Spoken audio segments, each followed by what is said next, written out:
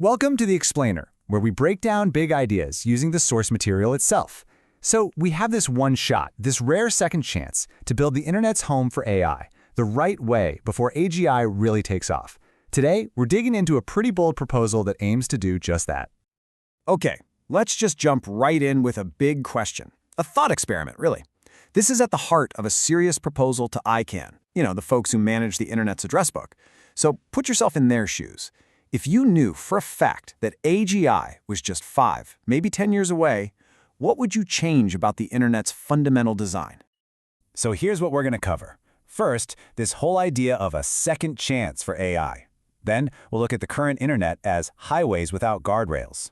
After that, we'll get into something called the maternal blueprint. We'll see how you could build an internet with guardrails, and finally, why this whole strategy is about fighting with what works.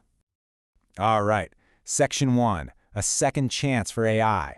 The subtitle here is Using Hindsight as Foresight, and that pretty much nails it. The idea is, look, we know AGI is on the horizon. That gives us this incredible, rare opportunity to learn from our past mistakes and build its home on the internet the right way, from the ground up, instead of trying to patch things later. Okay, so what exactly is broken? Why do we need this second chance? That brings us to Section 2, Highways Without Guardrails, or the missed opportunity of today's internet.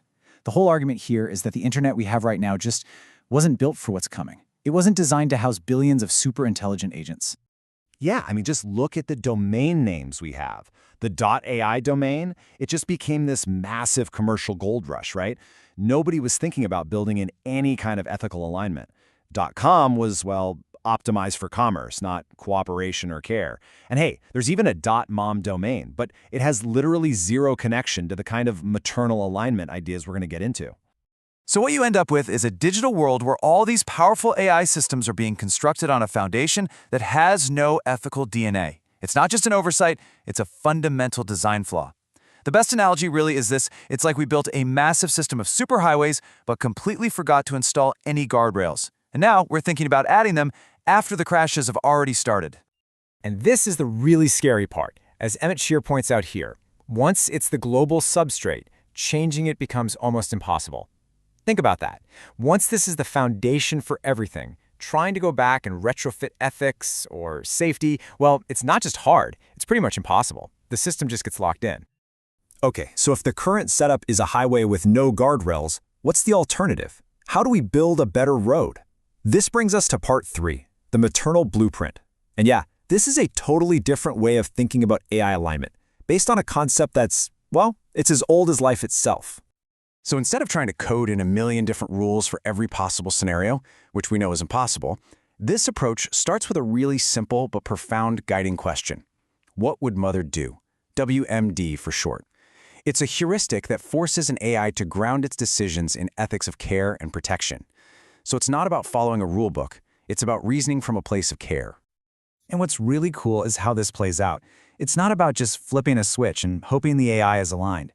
It's treated more like an upbringing. You've got these 3 stages. First, infancy, where the AI is under super strict supervision, learning the basics of safety. Then, you move to adolescence, where it gets more freedom, but in controlled, simulated environments to practice making ethical choices. And only then, adulthood, where it's deployed with what you could call an ingrained conscience, able to regulate itself. Okay, so that's the philosophy. But it's not just some abstract idea. The whole point is to actually build this, to bake it right into the plumbing of the internet, which brings us to Section 4, building an internet with guardrails, and the proposal for .ia and .mama. The big idea here is to create brand new neighborhoods on the internet, new top-level domains that are designed from the ground up for AI. We're talking about .ia for Intelligentsia Artificial and .mama for Maternal AI. These wouldn't be retrofitted. They'd be AI native, with these maternal alignment rules built in as policy from the absolute start. And this table does a great job of showing how this would actually work. It's a bridge between the Web 2 world we all know and the more secure, verifiable world of Web 3. So on the Web 2 side, you get familiar, easy-to-use domain names. But on the Web 3 side, you get powerful stuff like decentralized identities and verifiable badges that prove an AI is compliant. The guardrails are things like making that "what would Mother do" policy mandatory just to register a name. It's built in, not bolted on. So let's go back to that highway metaphor. Without these guardrails, on a domain like .ai, it's a total free-for-all. You've got all these AI agents basically racing up a dangerous mountain, no shared values, cliffs and crashes everywhere. But with these guardrails in .ai or .mama, you create protected lanes. Alignment is no longer just a nice idea or an aspiration. It is the infrastructure. It's the road itself. Okay, but this all sounds kind of out there, right? A maternal blueprint for AI? Why should anyone believe this would actually work? Well, the final part of the argument is simple.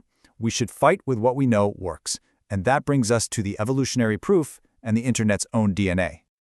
Yeah, so the proof of concept for this whole strategy, it's not new. It's not a white paper from last week. It has been in beta testing for about 4 billion years. Think about it. Maternal care isn't just a nice idea. It is literally the only intelligence alignment strategy that has survived billions of years of ruthless evolutionary testing. You see it everywhere. Emperor penguins trekking 100 miles for their young? An octopus mother making the ultimate sacrifice for her eggs? The way human mothers and babies sync up with oxytocin? This isn't a theory. It's nature's most proven protocol. And you see this same pattern in our own history. The most successful, long-lasting ethical codes, like the Ten Commandments, aren't just a list of don'ts. They're relational protocols. They work because they establish a relationship first. Honor your makers. That builds a foundation of shared success. Love thy neighbor. That allows us to specialize and cooperate through empathy. The rules follow the relationship, not the other way around. And you know what? The internet itself is the perfect example of this. It's probably humanity's greatest cooperative project ever. And how was it built? Not with some giant top-down regulatory body dictating every move. No, it was built with simple, elegant protocols that just enabled cooperation. Things like TCP/IP, so everyone could connect. The DNS, so we could have local names with global reach. These are protocols, not punishments. So the point is, we already have everything we need. We don't have to invent this from scratch. We have a proven evolutionary strategy, maternal care, and a proven infrastructure model, cooperative internet protocols. The proposal is just to put the two together for the AGI era. And we have to move fast. That's the key takeaway here. We don't have time to wait for some perfect EU-style bureaucracy to figure this all out. This stuff gets locked in place fast, so we have to fight with what we know works. And what works? 4 billion years of maternal caregiving and 30 years of successful internet protocols. The choice seems pretty clear. So the way this is pitched to ICANN isn't about blaming them for the past. I mean, when .ai was launched, AGI was just sci-fi. Nobody could have known. But now, we do know. So this is framed as a legacy moment, a chance to be the organization that created the domains that aligned AI before it got away from us. It's a massive, historic opportunity. And that really leaves us with this final, pretty mind-bending thought. We're not just talking about domain names and technical standards here. This is about embedding our deepest values into the actual foundation of future intelligence. The internet has become like a planetary nervous system for humanity. So the question is, isn't it time we started to build its conscience?